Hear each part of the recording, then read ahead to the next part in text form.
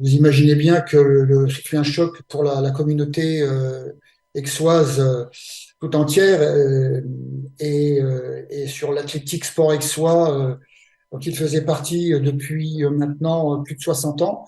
Oui, c'est un choc. On est aujourd'hui, on se sent tous un peu orphelins de Pierre Carraz. Je pense que sa contribution au club a été immense tout au long de ces années passées.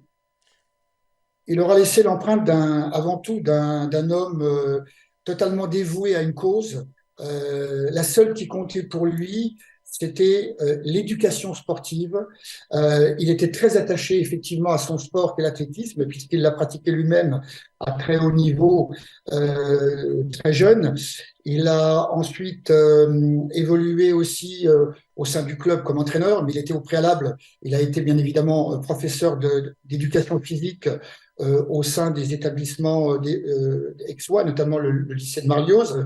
Et sa contribution sur des générations entières a été totale, dans un dévouement absolu. Rien ne comptait plus pour lui que la pratique de l'athlétisme et ensuite de faire pratiquer l'athlétisme aux autres. C'est un entraîneur, on va dire, traditionnel, c'est-à-dire que pour lui, la pratique de l'athlétisme ne peut s'envisager que si derrière, il y a la compétition.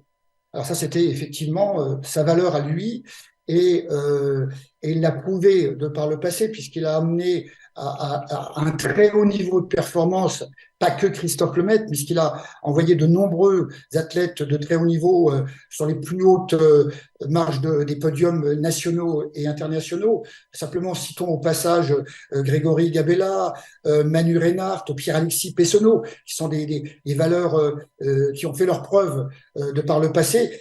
Il y a un engouement considérable actuellement sur cette disparition. Je reçois des centaines et des centaines de messages de gens qui sont très très loin aujourd'hui de l'environnement sportif, mais qui ont gardé de Pierre Carraz ce souvenir d'un être pur, d'un être absolu qui ne visait à travers l'encadrement qu'il faisait que la performance, le résultat pour lui compter.